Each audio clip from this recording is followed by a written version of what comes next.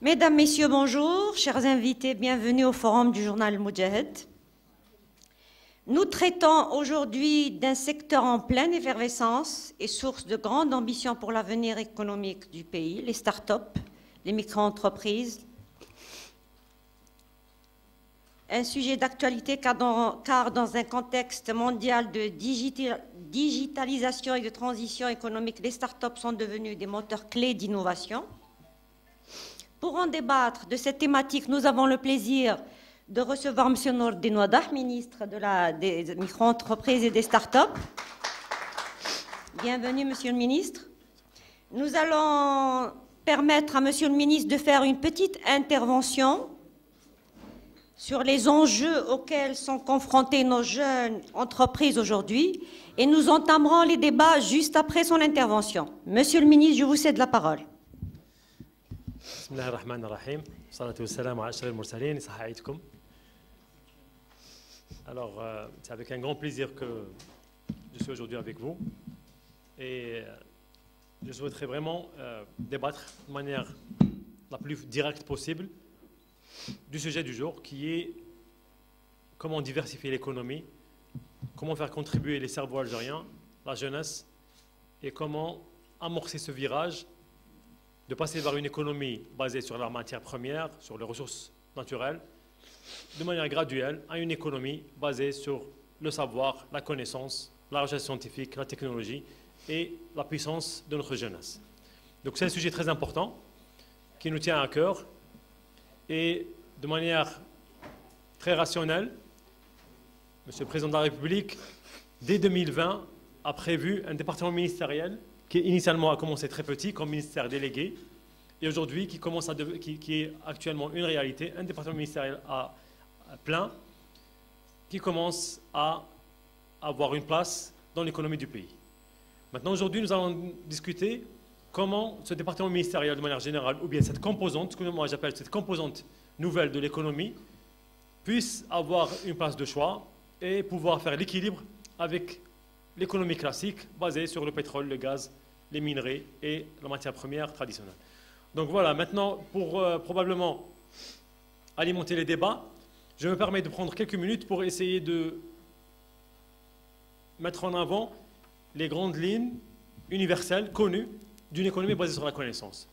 Donc de manière générale, si on parle d'une économie immatérielle, basée sur la connaissance, nous allons très rapidement décortiquer ça en 7 axes.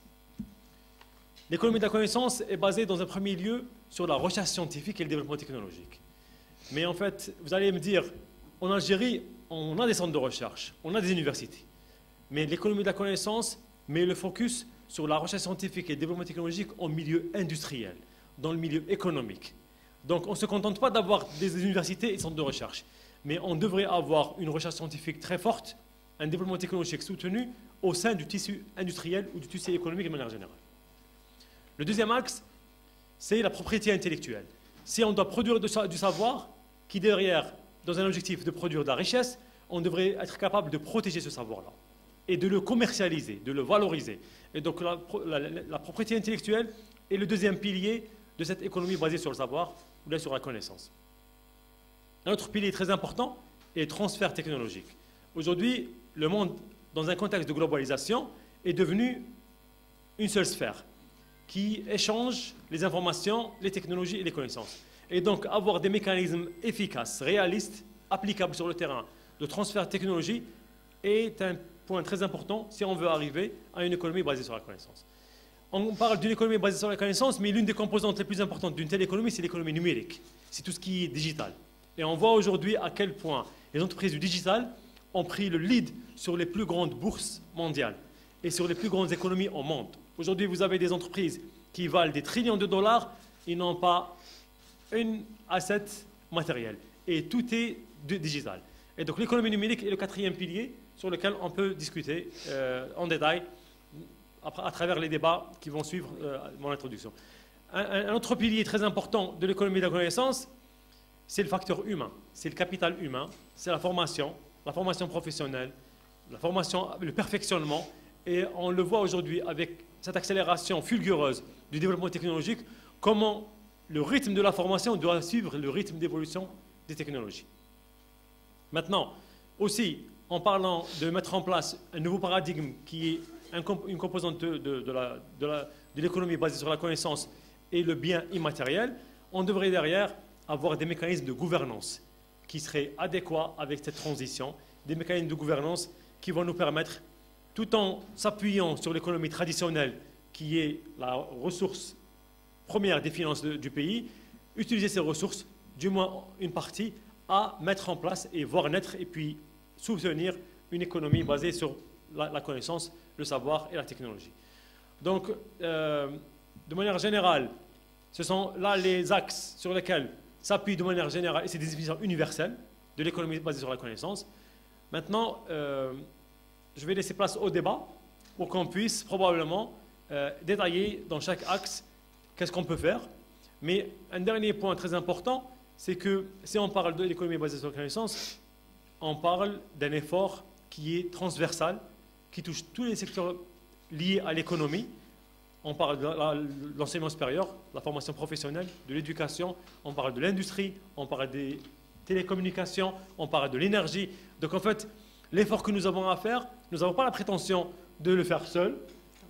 Et puis nous n'allons pas aussi pouvoir le faire si on n'a pas le concours de tous les départements ministériels. Et encore une fois, je souligne que les plus hautes autorités de l'État ont déjà affiché depuis 4 ans déjà cette volonté en mettant en place ce département ministériel. Et nous sommes disposés, et nous avons déjà, et on peut aller dans le détail, sur des actions concrètes, ou avec d'autres départements ministériels, l'industrie, l'enseignement supérieur, les télécoms, entamer des démarches dans ce sens pour commencer à soutenir cette composante d'une nouvelle économie basée sur le savoir. Voilà. Bien. Et je vous remercie pour votre... Merci, Monsieur le Ministre. On va essayer de faire le lien entre économie de connaissances et création de start-up. Est-ce qu'on peut avoir déjà un bilan sur le nombre de start-up créées dans le domaine de l'économie de la connaissance des nouvelles technologies? Est-ce qu'on a un bilan? Est-ce qu'on peut déjà faire un bilan? Est-ce qu'elles sont nombreuses, les start-up? En toute sincérité, la question n'est pas est-ce que le nombre de start-up est nombreux ou pas. Oui. En fait, l'économie de la connaissance, c'est comment mettre des mécanismes pour qu'on puisse créer de la richesse à partir d'une connaissance. Et quand on parle de création de richesse, le nombre, ce n'est pas l'indicateur qui va faire la différence. Je vous donne un exemple très simple.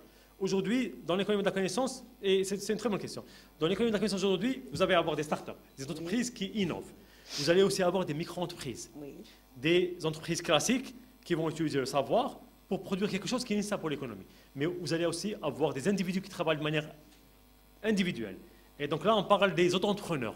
Donc l'État algérien, en 2023, a promulgué le texte de loi sur l'auto-entrepreneur, et c'était une manière aussi de mobiliser des compétences pour contribuer à l'économie du pays. Donc en fait, l'économie de la connaissance, c'est beaucoup plus large que les startups. C'est comment utiliser de la connaissance, comment mobiliser toutes les compétences possibles et imaginaires pour que ces compétences aient une contribution dans l'économie du pays. Et le statut d'auto-entrepreneur est un mécanisme très intéressant et très, très significatif de comment aller chercher la compétence là où elle est, même si elle travaille de manière individuelle. Et l'économie de la connaissance n'exclut pas les grands groupes technologiques, n'exclut pas les multinationales, n'exclut pas les entreprises publiques. En fait, cette équation est très inclusive dans le sens où nous allons jumeler les efforts de toutes les parties prenantes pour qu'on puisse créer de la valeur et aller du plus petit, qui est l'auto-entrepreneur qui travaille de manière individuelle, jusqu'à la multinationale ou la grande entreprise publique qui a des milliers d'employés. Et au bout du compte, comment jumeler les efforts des uns et des autres pour pouvoir contribuer à l'économie du pays. Un point très important aujourd'hui, avec l'émergence de l'économie de la connaissance, il n'y en a plus ce paradigme des grands industriels et des petits... D'ailleurs, je vous donne un exemple très concret. Vous avez vu ce qui s'est passé récemment, il y a quelques semaines, dans la grande guerre autour de l'intelligence artificielle, où vous avez d'un côté, à l'ouest, des entreprises qui mobilisent des milliards de dollars sur des infrastructures de dernière technologie pour être à la pointe de la technologie. Et puis à l'Est, un groupe de chercheurs mathématiciens qui utilisent leur cerveau en remplacement à des investissements en milliards de dollars et qui font des performances équivalentes. Et c'est l'exemple typique d'une économie basée sur le savoir où le nombre n'a aucune signification. Donc vous allez avoir d'un côté des cerveaux qui ont été mobilisés de la bonne manière, de telle sorte qu'un effort intellectuel intensif, mais réduit, peut être équivalent à des investissements en milliards de dollars en très haute technologie. Et là, c'est l'une des preuves où, dans ce nouveau paradigme économique, Ce n'est pas le nombre. ce n'est pas le nombre qui est le plus Absolument. significatif. C'est en fait Bien. l'impact et la création de valeur qui est la plus significative. Très bien. On va prendre des questions de mes consoeurs et confrères. Oui. Micro.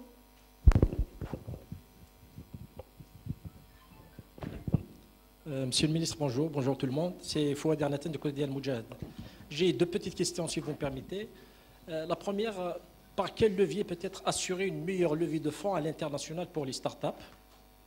Et ma deuxième, il y a Algérie Venture qui a fait part récemment de son ambition de voir émerger 10 à 15 licornes dans 10 à 15 ans. Peut-être, ma question c'est, quels sont peut-être vos arguments pour réussir ce défi? Merci. Merci. En fait, par rapport à la première question, aujourd'hui, nous avons tracé une feuille de route pour atteindre l'objectif des 20 000 startups. En 2029. En 2029. Oui. Cette feuille de route, elle se base sur 4 axes. En fait, il y a un axe qui est comment créer plus de startups, et là on parle du nombre. Oui. Le deuxième axe qui va en parallèle, c'est comment créer des startups plus sustainable, avec plus de résistance, plus de maturité et plus matures, et là on parle de qualité. D'accord. Entre ce dilemme de créer une masse critique et d'améliorer la qualité, il y a le financement qui vient de part et d'autre. Quels sont les mécanismes de financement pour créer plus?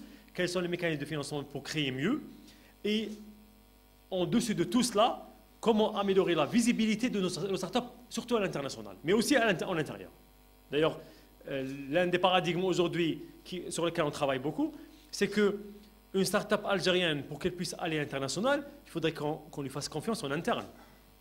La question qui revient le plus chez nos startups aujourd'hui, quand elles vont sur des marchés internationaux, c'est quel est votre marché interne?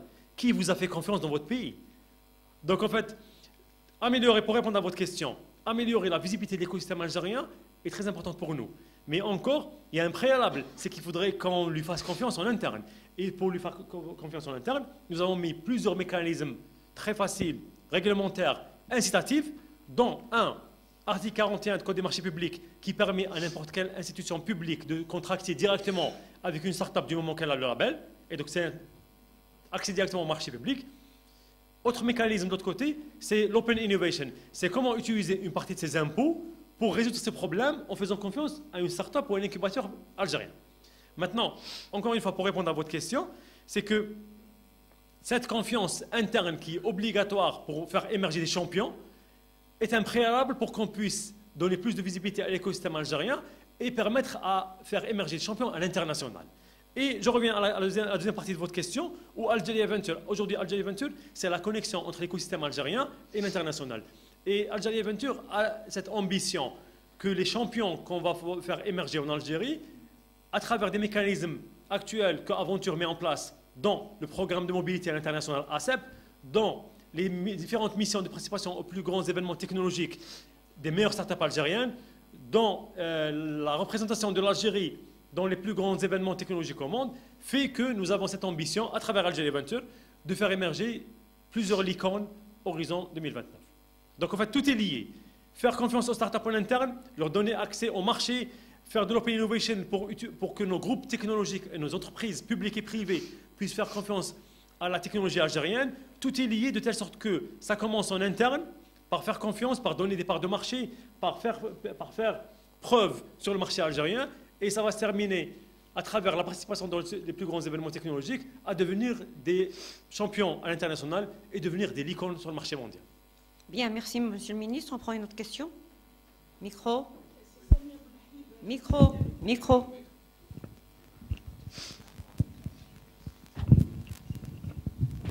بسم الله الرحمن الرحيم الصلاة والسلام على أشرف المرسلين. C'est Samia Bouhlib, journaliste d'El Moujahid.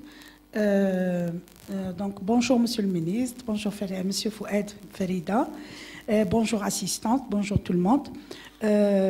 Monsieur le Ministre, face à la montée en puissance de l'intelligence artificielle et à l'émergence d'un écosystème numérique global, comment le gouvernement algérien entend-il positionner ces startups pour qu'elles soient compétitives à l'échelle internationale, notamment en matière de souveraineté technologique? Ça, c'est ma première question. La deuxième question. Alors que de nombreux jeunes diplômés algériens cherchent des opportunités à l'étranger, quelles mesures concrètes envisagez-vous pour faire de l'économie de la connaissance un véritable levier de rétention des talents et de création de valeur locale?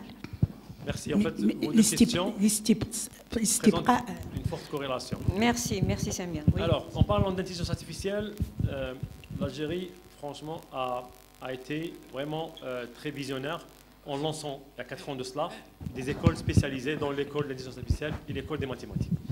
Aujourd'hui, on arrive à avoir une élite qui commence à sortir de ces écoles-là.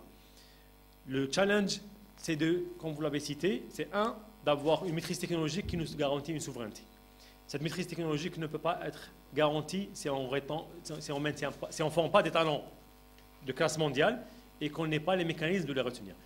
D'où l'effort que nous avons entamé depuis 3 ans déjà avec l'enseignement supérieur, où nous avons introduit un mécanisme qui permet à l'étudiant de réfléchir ou d'orienter vers son projet de fin d'études dès le départ à créer une entreprise. Donc en fait, créer une entreprise à partir d'un projet de fin d'études à l'université est l'une des manières, de faire travailler les étudiants, les chercheurs, les enseignants sur des vraies problématiques, 2, à avoir maximisé les chances de retenir ces talents-là en Algérie. Donc vous avez un étudiant encadré par un enseignant qui met en place une solution pour un vrai problème. Derrière, il y a des mécanismes à travers les incubateurs universitaires, à travers les centres de développement d'entrepreneuriat à l'intérieur de l'université, que ces problèmes-là et ces solutions technologiques commencent à s'orienter très rapidement vers le marché.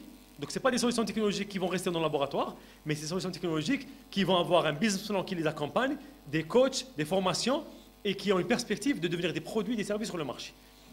Et donc l'étudiant qui, dans le passé, suivait une formation et puis derrière rédigeait un CV pour trouver un poste d'emploi ou continuer ses études à l'étranger, aujourd'hui aspire à créer une entreprise, qu'elle soit micro-entreprise à travers les CDE ou start-up à travers les incubateurs. De cette manière-là, l'étudiant est déjà dans une logique, 1, de création de richesse, 2, de création de postes d'emploi, et donc de recruter d'autres étudiants ou d'autres compétences. Donc nous avons dans cette équation beaucoup d'arguments très importants qui permettent d'avoir des solutions concrètes à des problèmes réels, des entreprises qui se créent d'un savoir-faire, d'une connaissance, d'une technologie, et derrière d'une technologie maîtrisée en interne, et donc une meilleure souveraineté dans ce sens. Maintenant, c'est lié à votre deuxième question, où on parle de ces étudiants qui font des formations et qui aspirent à un avenir meilleur. Aujourd'hui, l'entrepreneuriat, c'est l'une des voies qui ouvre le chemin vers un avenir meilleur. Un étudiant qui fait un cursus universitaire et travaille sur un vrai problème, aujourd'hui, il a la possibilité d'avoir le label, d'être incubé, d'être financé et d'avoir accès à un marché. Il y a 3 ans de cela, tous ces mécanismes n'existaient pas. Le seul moyen qui existait chez les étudiants, c'est d'obtenir un diplôme, de rédiger un CV et d'espérer trouver un poste d'emploi en Algérie ou à l'étranger. Aujourd'hui, il y a une nouvelle alternative. Et cette nouvelle alternative, elle permet aux étudiants de réfléchir différemment, de travailler sur des vraies problématiques. Et donc, pour répondre à votre question, en fait, la souveraineté technologique et la rétention des talents passent par plus de mindset entrepreneurial au sein des universités. Je vais aller plus que ça. Moi, je crois aussi que les chercheurs et les enseignants universitaires aussi peuvent être des créateurs de richesse et peuvent être des moteurs de création de micro-entreprises, de start-up, tout en restant dans leurs postes respectifs. Et c'est ce qui se passe dans les plus grandes économies qui sont tournées vers l'économie de la connaissance.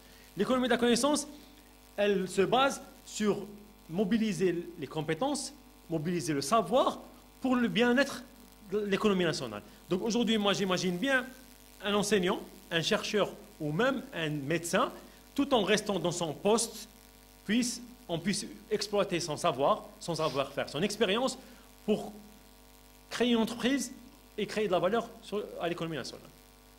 Bien, en parlant de part de marché, Monsieur le Ministre, On sait tous que nos entreprises publiques hésitent à donner des parts de marché aux jeunes entrepreneurs, aux jeunes entreprises. Est-ce qu'il y a des mécanismes pour changer ça, Monsieur le Ministre? Il y en a plusieurs même. Oui. En fait, aujourd'hui, faire confiance à la technologie algérienne est soutenu par un effort important. S'il vous plaît, c'est quoi ce bruit?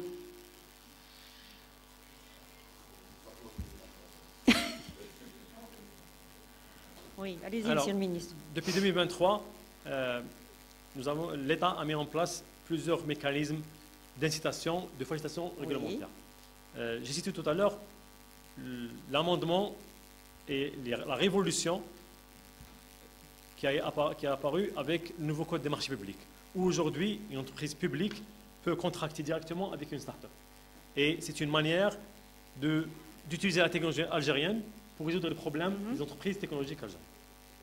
De l'autre côté, dans la loi de finances 2023, nous avons, en concertation avec l'enseignement supérieur, mis en place un mécanisme très intéressant qui est connu, qui a fait ses preuves à l'international, qui est l'Open Innovation.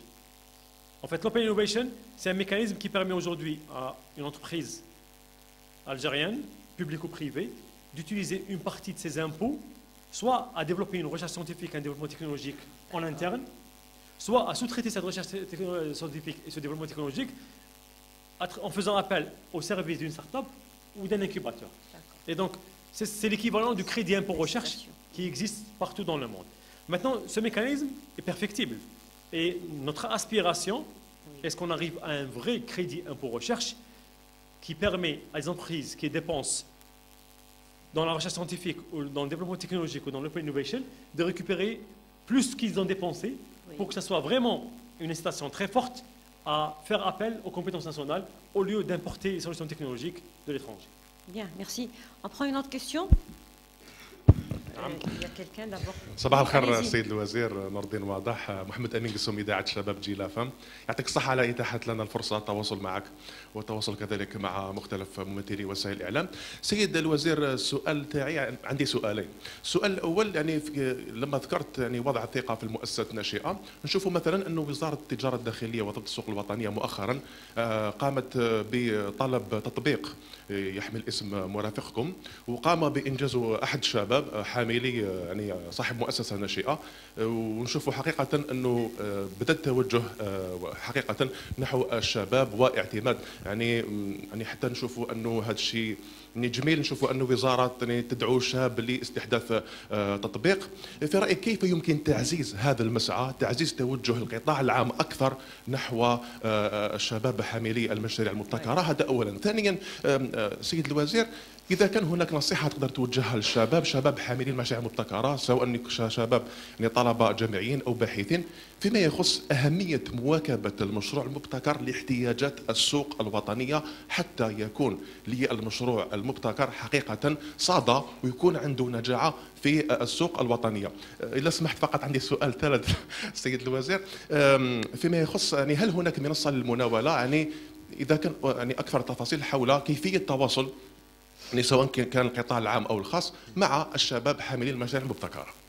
شكرا. شكرا لك. شكرا. Alors, la première question, en fait, ce qui est important aujourd'hui, c'est معالي الوزير لك امكن بالعربيه. شكرا. شوف، السؤال الاول انا ناكد لك لاول مره في الجزائر، ربما مش لاول مره، مي وزاره التجاره مشكورين على هذه، مي في هذا العيد الفطر اللي فات داروا ثقة في مؤسسة ناشئة جزائرية وجابوا المهم. شفت أهم نقطة عندي أنه وزارة التجارة وهم مشكورين على ذلك فكروا في طريقة مختلفة لحل مشاكلها. الابتكار هو كذلك في المانجمنت، في طريقة التعامل مع المشاكل. الابتكار مش فقط تكنولوجي، وأنا نقول لك اليوم وزارة التجارة باستعمالها تطبيق محمول لمراقبة النشاط في يوم العيد هو طريقة مبتكرة في حل مشاكل المواطن، وهذا شيء نشكرهم عليه. الآن احنا نسمو على أن يكون فيه ابتكار من هذا النوع في عديد من المشاكل وعلى كل الوزارات، ولهذا لو كان لاحظتوا معنا تقريبا كل أسبوع عندي لقاء مع واحد من الوزراء ونعرضوا له مؤسسات ناشئة وحلول تكنولوجية حتى يكون فيه تقارب بين حلول مطورة من طرف مؤسسات ناشئة ومشاكل القطاعات بصفة عامة. كل اسبوع عندي لقاء مع واحد الوزراء، فالزملاء الوزراء مشكورين على ذلك. انا اقول لك الوزارات الجزائريه والاخوان متفتحين على الحلول التكنولوجيه. الان احنا العمل تاعنا ان نكون همزه وصل بين اللي عنده المشكل ونعطوا له الفرصه انه ربما يحاول ان يحل المشكل بطريقه مبتكره. والمثال تاع تطبيق مرافقكم في العيد الفطر الذي تم استعماله من طرف وزاره التجاره الداخليه هو احسن مثال اننا اليوم الابتكار يجب ان يكون عندنا قابليه ان نستعمله في كل المشاكل ونخرج من الطرق القديمه اللي على بالنا بالنتائج تاعها وين تروح. فهذه النقطه الاولى. فيما يخص المشاريع المبتكره، انا اليوم المشروع المبتكر هو نواه لمؤسسه ناشئه او مؤسسه مصغره. المؤسسه معناها تحل مشكل، ولكن النقطه المهمه انها تواجه سوق، معناها تبيع خدمه او تبيع منتوج. فالشباب تاعنا نقول لهم بلي لازم يكونوا واقعيين، لازم لما يخمم في فكره مشروع اول حاجه يخمم فيها من سيشتري هذه الخدمه وهذه السلعه. هذه هو النقطه. الحل مش هو الاصعب. الابتكار هو انك تبدا بمشكل اللي عنده بزنس اوبورتونيتي، مش تبدا بالحل، لان الحل سهل، الحل تكنولوجيا، الحل له تطبيق ولا الحل هو، ولكن لما تبدا بمشكل اللي عنده قابليه تسويق فهذه احسن طريقه انك تروح لمشروع مبتكر عنده ربما فرص نجاح اكثر انك تبدا من الحل. وشنو كان السؤال الثالث؟ بارك الله فيك. لما تكلمنا عن الابتكار المفتوح، الابتكار المفتوح يتم استعماله بطريقه رقميه. احنا ربما او عندكم دوك العاده كل خدمات وزاره الاقتصاد والمعرفه المؤسسه المصغره تقوم بطريقه رقميه. فالابتكار المفتوح يقوم على منصه innovation.gov.dz.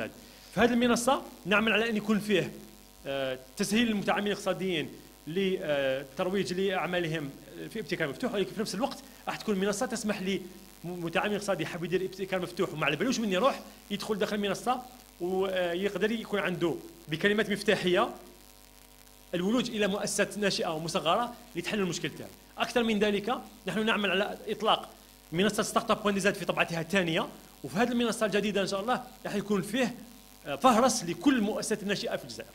فبهذه الطريقه مره اخرى نعمل على تقريب المؤسسات الناشئه اللي هي في السوق اللي هي في الميدان مع المتعاملين الاقتصاديين الخواص والعموميين اللي حابين يستعملوا التكنولوجيا تاع المؤسسه. Merci, Monsieur le Ministre. Monsieur le Ministre, la numérisation est un problème récurrent en Algérie. On avance lentement et vous avez beaucoup d'ambition dans ce domaine, dans le secteur, notamment la création d'entreprises en ligne. Est-ce qu'on a les moyens de le faire? Bien sûr. Oui, allez-y. Très bonne question. En fait, nous avons déjà créé l'auto-entrepreneur qui s'obtient 5 minutes en ligne. Donc l'auto-entrepreneur, c'est un exemple parlant d'un mécanisme 100% digital, multisectoriel. Il faut savoir que l'auto-entrepreneur, ce n'est pas notre département. C'est l'économie de la connaissance avec le travail, avec les finances, avec le ministère de l'Intérieur.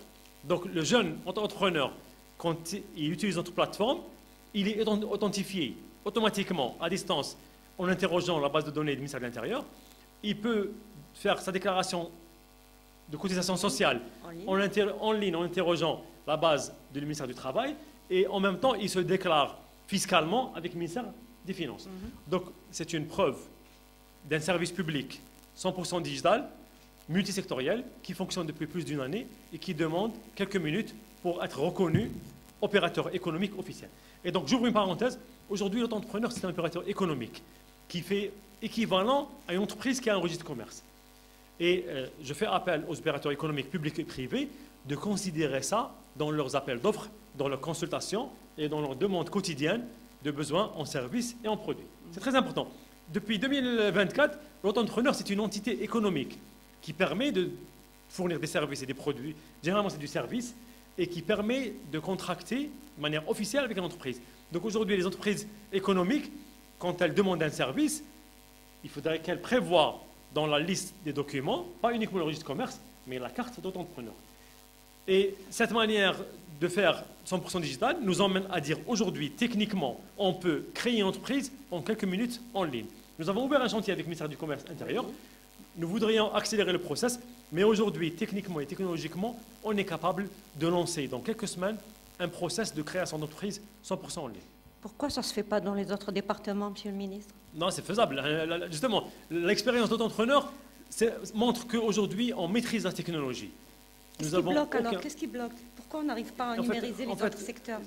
Je vous dis sincèrement, il faudrait qu'on ait ce réflexe de résoudre les problèmes de manière différente et sortir de la manière classique.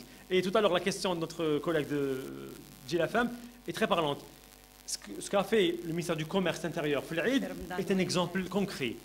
À un moment donné, il faudra sortir des pratiques anciennes et innover dans le type de manager les problèmes au quotidien. Donc si on a plus souvent ce réflexe d'innover dans la résolution du problème du quotidien, nous allons numériser tout le pays. C'est ce que vous êtes en train de faire dans votre département et félicitations, bravo. On prend une autre question. Micro. Oui. Tu as demandé une question, non? Oui, oui, bien sûr. Oui. Absolument. Bonjour, Monsieur le Ministre. Donc, Chérif Ali, freelance. Vous avez évoqué un chiffre de 20 000 entreprises en perspective, 20 000 startups en perspective.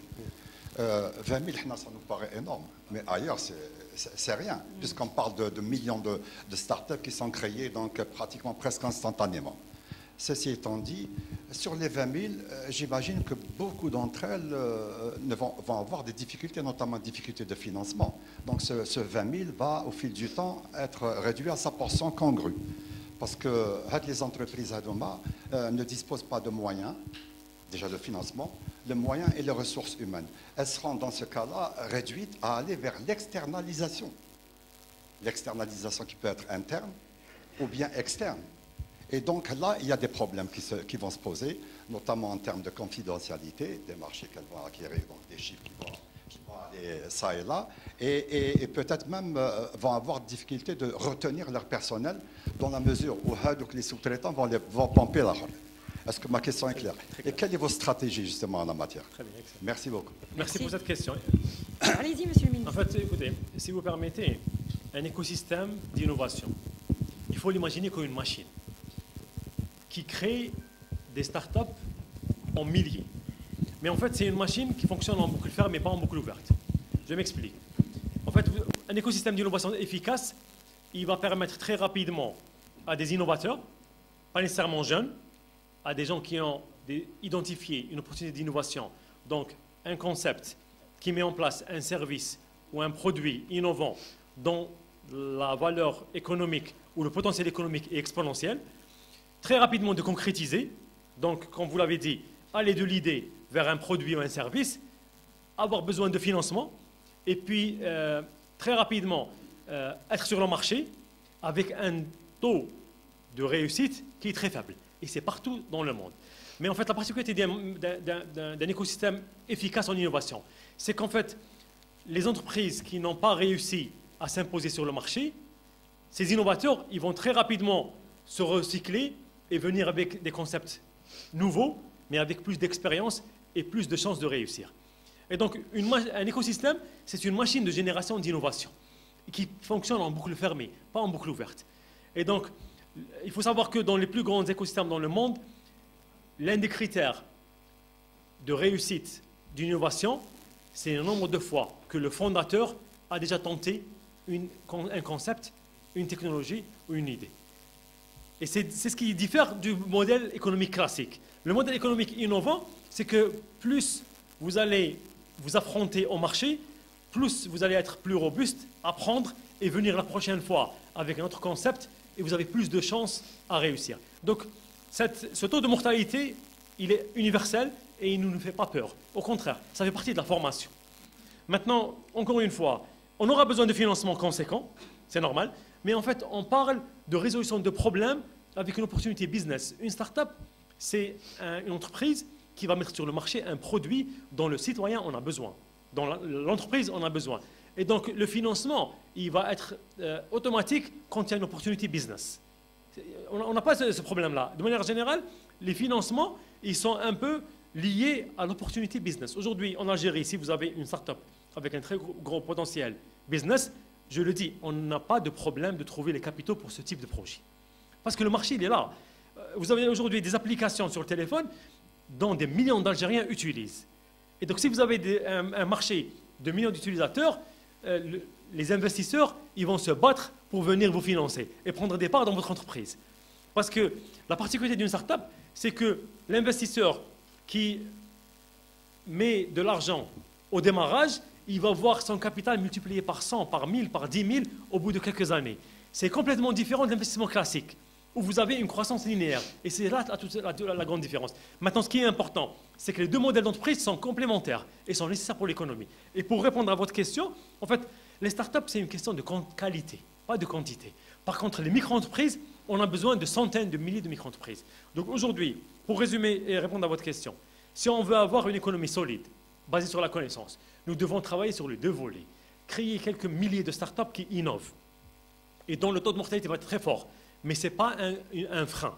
En même temps, créer des centaines de milliers de micro-entreprises qui vont venir compléter le tissu industriel, les projets structurants, et ils vont aussi compléter ces entreprises innovantes. Et les deux vont faire qu'on va bâtir une économie basée sur l'entrepreneuriat innovant et l'entrepreneuriat classique. Donc les deux sont complémentaires. Très bien, merci Monsieur le Ministre. On prend une autre question, si vous voulez, Caïn, oui. D'abord, allez-y.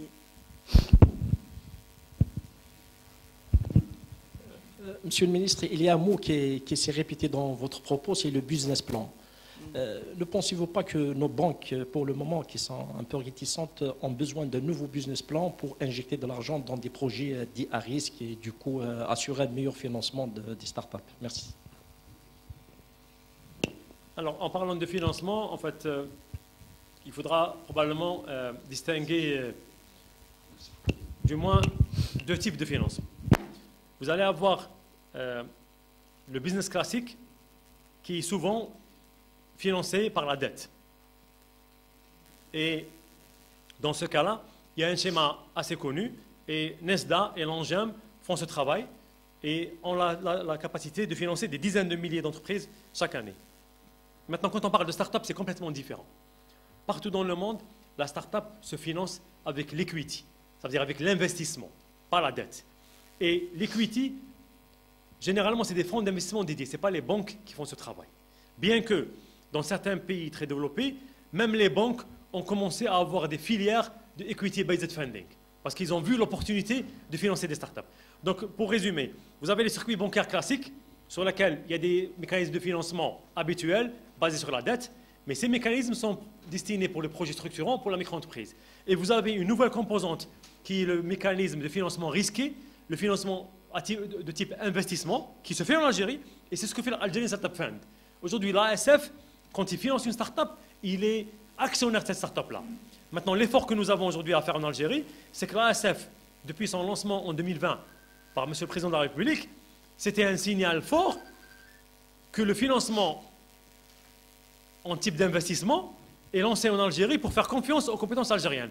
Aujourd'hui, nous avons le challenge d'avoir plusieurs ASF qui vont être complémentaires, mais plus précisément, nous avons aussi ce challenge d'avoir des fonds thématiques. Il y a quelques semaines, nous avons lancé un fonds dédié à l'intelligence artificielle et télécommunications avec le ministère des Postes et Télécommunications. Nous devons faire la même chose dans les secteurs les plus importants de l'économie algérienne, dans l'énergie renouvelable, dans l'agriculture. Donc tous ces secteurs-là doivent avoir leurs fonds d'investissement, pas les banques. Et ces fonds vont accompagner cette dynamique de création de start-up et les fonds thématiques vont pouvoir financer des start-up dans des domaines précis avec une spécialisation, ce qui permet une meilleure maîtrise du mécanisme. Et encore une fois, l'innovation se finance avec un mécanisme de financement innovant qui est l'investissement et pas la dette. Merci, Monsieur le Ministre. Vous avez procédé au lancement officiel, il y a quelques jours, du programme Temkin avec l'Organisation internationale du travail. Ça consiste en quoi exactement, Monsieur le Ministre? En fait, on a parlé des startups, mais aussi il faut parler de la micro-entreprise et du microcrédit. Et en fait, c'est quelque chose, encore une fois, j'insiste beaucoup. Ces deux composantes sont complémentaires dans l'économie d'un pays. Maintenant, Temkin, c'est un programme qui est élaboré avec le Bureau international du travail pour qu'on puisse accompagner les petits métiers. D'accord. Donc, vous avez la micro-entreprise, mais vous avez aussi les petits métiers qui se font dans l'artisanat, qui se font et qui sont très importantes et c'est une composante indispensable pour l'économie d'un pays. Aujourd'hui, l'ANGEM, l'Agence nationale de gestion du microcrédit, fait ce travail de proximité, d'aller rencontrer ces artisans, ces mains et ces compétences qui peuvent apporter quelque chose à l'économie du pays. Et Temkin, en fait, le Bureau international du travail nous apporte son expertise dans la formation, dans l'accompagnement, pour que ces artisans puissent être financés par l'ONGEM, mais aussi puissent être accompagnés par un programme labellisé avec des qualités à l'international, d'où l'apport du Bureau international du travail pour la partie accompagnement. Et le financement est toujours assuré par l'ONGEM. Bien. Une question? Oui, allez-y, monsieur.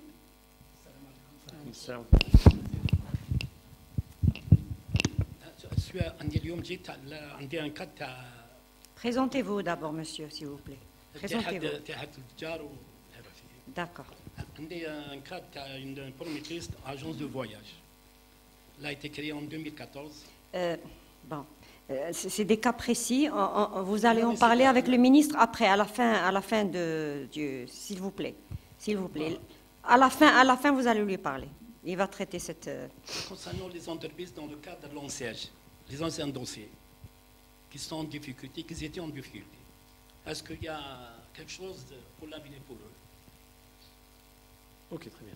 En fait, monsieur, écoutez, en fait, aujourd'hui, le mécanisme de l'ONCH, qui est aujourd'hui NESDA, il y a 2 ans, nous avons entamé une démarche de révision complète de ce mécanisme. L'objectif étant de créer des micro-entreprises avec une logique plus économique que sociale. Cet effort a été fait et aujourd'hui, on arrive à créer des micro-entreprises autour des projets structurants. On arrive à créer des micro-entreprises en se basant sur un problème réel, identifié à l'université, accompagné par le CDE et dont le business plan a été approuvé par un comité d'experts. Donc en fait, pour répondre à votre question, le mécanisme ONCH aujourd'hui et NESDA est devenu un mécanisme orienté besoin, orienté économie. Maintenant, nous devons traiter les dossiers du passif. Les passifs, ce n'est pas un seul bloc, c'est plusieurs catégories.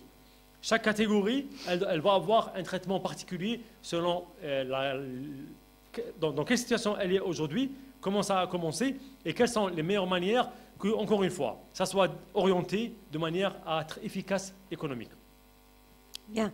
Monsieur le ministre, existe-t-il actuellement une cartographie nationale sur les start-up et les domaines dans lesquels elles activent? Bien sûr. D'ailleurs, je l'ai dit tout à l'heure, dans les prochaines semaines, nous allons lancer la 2e version de la plateforme startup.dz, qui est la plateforme aujourd'hui qui sert à obtenir des labels, mais dans la prochaine version, startup.dz, elle va être une vitrine de l'écosystème algérien à l'international. Nous allons, dans cette plateforme 1, publier le rapport annuel de l'écosystème. C'est une première fois qu'en Algérie, qu'on publie le rapport annuel de l'écosystème et ça va nous permettre d'avoir plus de visibilité à l'international. Nous allons aussi introduire l'annuaire des startups où n'importe quel opérateur économique ou citoyen peut, avec des mots-clés, avec des choix par rapport à un domaine ou par rapport à une région, avoir la connaissance et avoir l'information de quelle startup fait quoi, dans quelle région, dans quel domaine. Donc, toutes ces nouveautés vont être dans la plateforme Startup.dz version 2 qui va être lancée courant de ce mois, Inch'Allah. Très bien. Est-ce qu'il y a des questions? Non.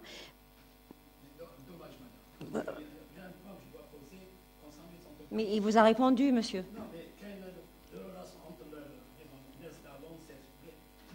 Allez-y, allez-y. Allez-y, allez-y, posez votre question, allez-y.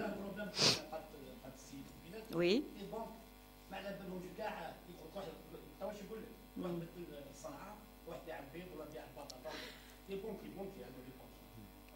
Oui.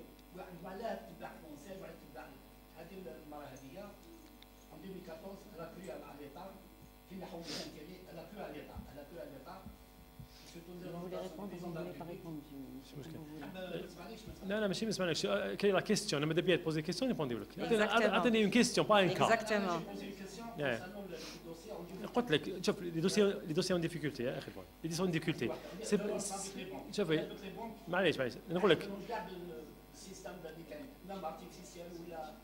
Non, mais la micro-entreprise, c'est autre chose. J'ai l'impression qu'on parle de deux choses différentes. La micro-entreprise aujourd'hui, la réforme qui a été apportée, c'est que le porteur de projet démarre d'un projet réel avec un business plan, passe par une formation et puisse passer par le CSVF dans lequel les banques sont membres.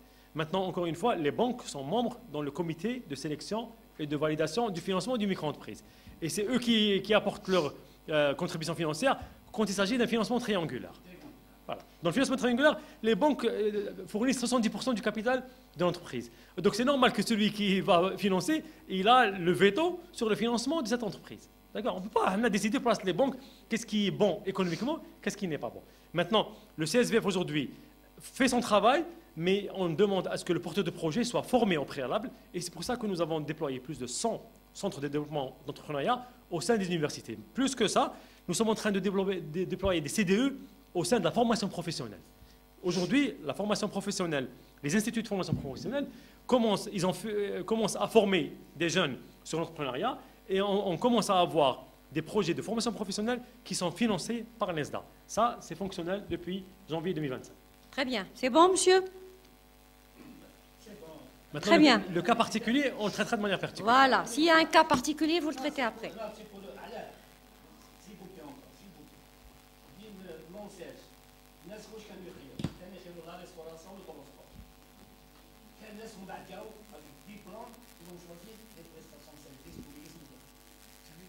Même au niveau de la clé تاع l'environnement تاع ذاك الوقت تاع 2014 2015 2017 ما عندوش عقليه كما تاع درك ما عندوش ترونسبور والماده ترونسبور والماده صافي صرفوا دراهم لا صرفوا دراهم صرفوا دراهم بعدين يقولوا لهم لي زانتيري alors لا ديبون تاعنا بداو نقبل. Merci, monsieur. Il n'est pas banquier, il ne peut pas répondre sur ça. On va prendre une autre question. Merci, monsieur. On va prendre une autre question. سيد الوزير، دائما معك امين قسوم اذاعه شباب جيلافا. يعني في حديثك عن قطاع التكوين والتعليم المهنيين نشوفوا توجه هذا القطاع نحو استحداث مراكز الامتياز، ونشوفوا كذلك من جهه اخرى سيد الوزير المتربصين بالتكوين المهني راهم يتوجهوا اكثر فاكثر نحو الابتكار، نحو رياده الاعمال. يعني حقيقة يعني أنا واحد لما نروح لمراكز التكوين المهني نشوف حقيقة الابتكارات ما بين قوسين بالك في مستوى الجامعة أو أكثر. دونك سيد الوزير، أنتم كقطاع اقتصاد المعرفة والمؤسسات الناشئة والمؤسسات المصغرة كيف تعملون على لما لا استقطاب أكثر هؤلاء المتربصين هؤلاء الشباب وكذلك تسخير ابتكاراتهم في خدمة الاقتصاد الوطني؟ هو العمل بدأ منذ أكثر من شهرين. كنا مضينا اتفاقية مع سيد وزير التكوين المهني والتعليم بحيث أننا داخل مراكز التكوين المهني يكون فيه على الأقل مركز تكوين التطوير المقاولاتية حتى نشجع الشباب المتكون المتخرج على أن يكون عنده مؤسسة مصغرة. في نفس الوقت نحن بصدد إطلاق مسابقة ابتكار في التكوين المهني من خريجي التكوين المهني. فهذه الشيء جديد إن شاء الله. نحن نعمل على أن يكون فيه هذه الابتكارات اللي تتكلم عليهم وتلاقيت بهم في مراكز التكوين المهني يولوا مؤسسات ناشئة. فاليوم الابتكار ليس حكر على الجامعة.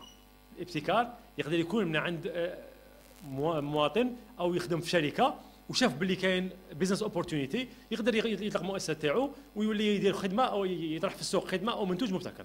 فمره اخرى نروحوا في الاقتصاد مبني على المعرفه اذا كان عندنا القابليه والميكانيزمات لتجنيد كل القدرات، ونروح اكثر من ذلك حتى قدرات الجزائريين في الخارج.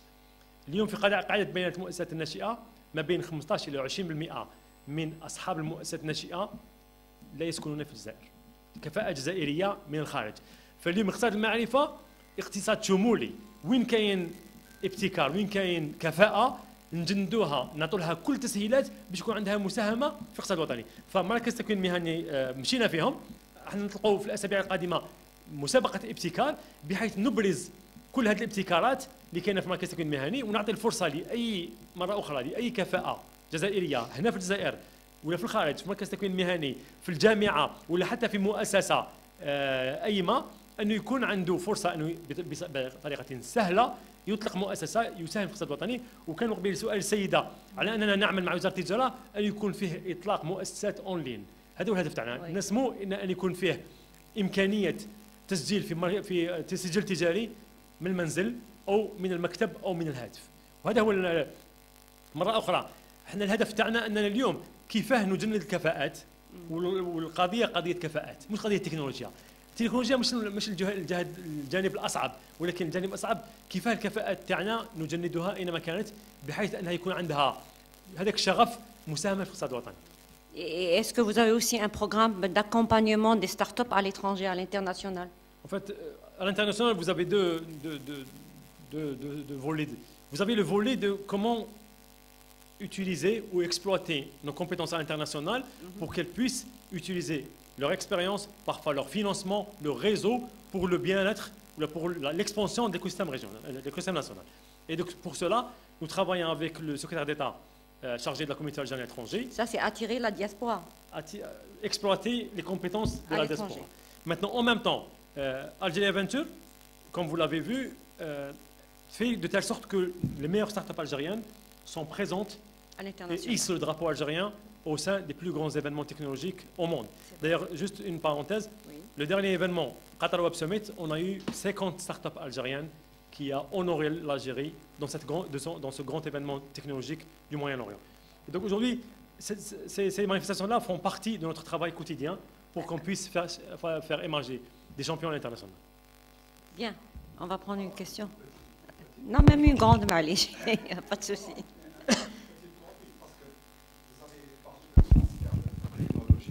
Comment il va s'opérer, sachant que les détenteurs de technologie sont plutôt réticents et jaloux alors comment vous allez opérer? Par quel miracle, j'allais dire, vous allez donc susciter honnêtement, c'est pas une question de miracle, c'est beaucoup moins que ça.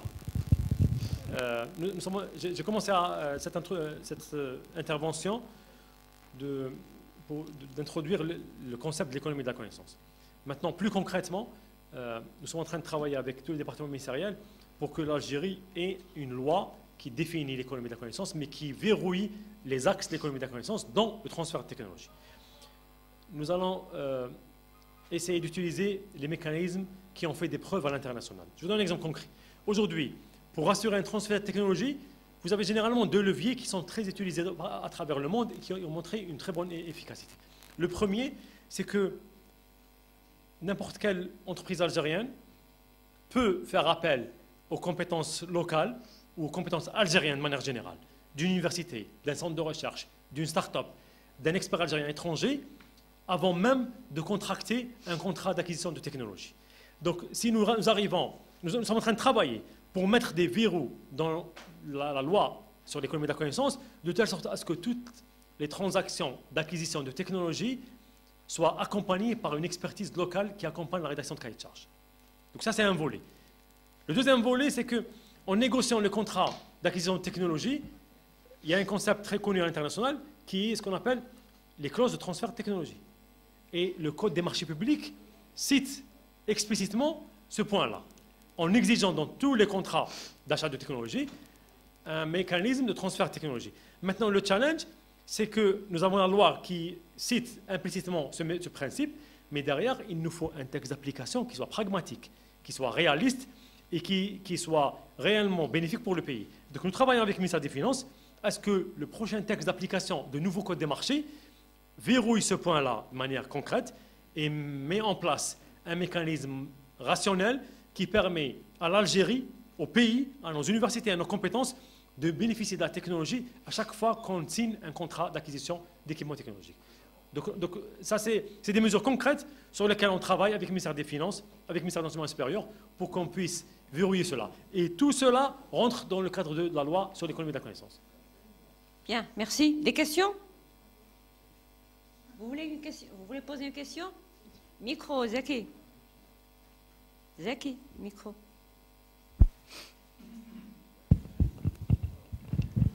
Salam alaikum. Avant de poser ma question, je félicite personnellement le ministre. Je le considère comme un fondateur du concept de start-up en Algérie. C'est-à-dire, c'est un ancien.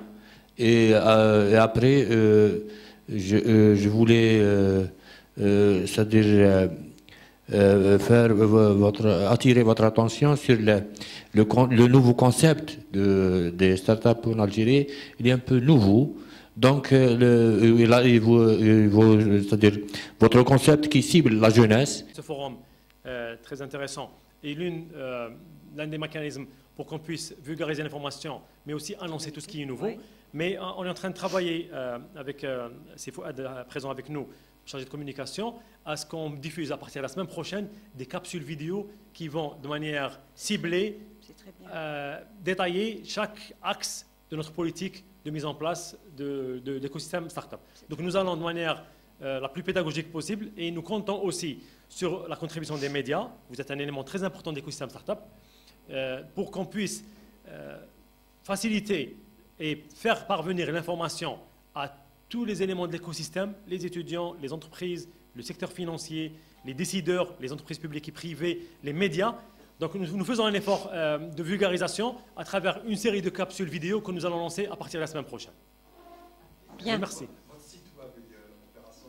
Eh bien justement, merci beaucoup pour cette question. On a parlé de la nouvelle version de la plateforme Startup.dz, qui est une plateforme plutôt opérationnelle, mais aussi nous allons lancer la nouvelle plateforme, la nouvelle version de notre site web, le site web du ministère, dans lequel nous allons, communiquer sur tous les mécanismes, mais deux, mettre en avant les success stories, les startups qui ont réussi. Aujourd'hui, pour être pragmatique, les startups, ce n'est plus des idées, c'est des solutions technologiques que le citoyen utilise, que le ministère du Commerce a utilisé dans l'Aïd, que nous allons voir et utiliser quotidiennement en tant que citoyen, en tant qu'institution, en tant qu'entreprise, et qu'on devrait avoir plus le réflexe d'utiliser le plus souvent possible. Et c'est ça l'ambition que nous avons. Nous devons avoir ce réflexe d'utiliser l'innovation algérienne avant d'aller sur les solutions classiques. Et ça, c'est le challenge aujourd'hui qu'on se fixe.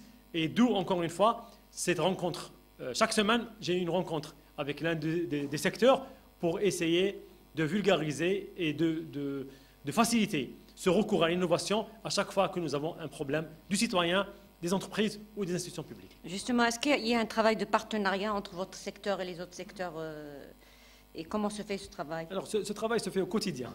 D'accord. Moi, au moins une fois par semaine, je rencontre un des secteurs, on récolte ces problématiques, on identifie des startups et des micro-entreprises dans la base de données et on fait une rencontre entre les opérateurs économiques et les startups et les micro-entreprises. Donc ce travail, c'est quotidien. Maintenant, ce travail, il va être renforcé en mettant l'annuaire des startups sur startup.dz, en participant à des forums de cette qualité-là, mais aussi en organisant des événements régionaux bientôt, à l'est, à l'ouest, au sud, pour qu'on puisse, encore une fois, faire rencontrer les opérateurs économiques, le citoyen, les jeunes universitaires, avec ces startups et ces micro-entreprises. Très bien.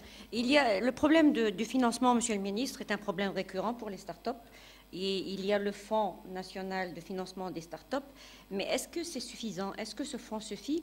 Est-ce que des investisseurs étrangers ou des institutions étrangères peuvent financer des startups algériennes? Bien sûr. En fait, l'ASF est un fonds qui a démarré en 2020 et l'objectif affiché par les plus hautes autorités publiques en 2020, c'était d'ouvrir la voie à un nouveau type de financement qui prend le risque et qui fait confiance aux compétences. Maintenant, aujourd'hui, notre écosystème arrive à une deuxième étape. En fait, de 2020 à 2024, nous étions dans une phase de construction d'un écosystème. Aujourd'hui, nous sommes rentrés à une phase de consolidation, sustainability. Et cette consolidation, à travers des rapports de la Banque mondiale, de plusieurs instances internationales qui ont auditionné l'écosystème algérien, préconise que l'une des manières de soutenir la durabilité de cet écosystème, c'est de diversifier les moyens de financement. L'ASF a fait le travail. Aujourd'hui, nous faisons un effort important avec les banques pour que son capital soit augmenté à chaque fois qu'on a un besoin, mais il est impératif d'avoir plusieurs ASF sur la scène. Nous avons lancé, il y a quelques semaines, le fonds des télécoms, avec Groupe Télécom Algérien et mon collègue M. Zidane Zadoré. Nous travaillons en même temps pour qu'il y ait un fonds dédié à l'énergie et d'autres thématiques, mais aussi, on fait des réunions récurrentes avec le patronat pour que le secteur privé aujourd'hui participe à cette dynamique. Aujourd'hui, le secteur privé peut apporter son grain de sel à cette dynamique, d'un côté en faisant confiance aux compétences et aux technologies, donc utilisant le mécanisme d'open innovation avec les startups, mais de l'autre côté, peuvent aussi lancer des fonds d'investissement dédiés. Nous avons un point important par rapport à ça.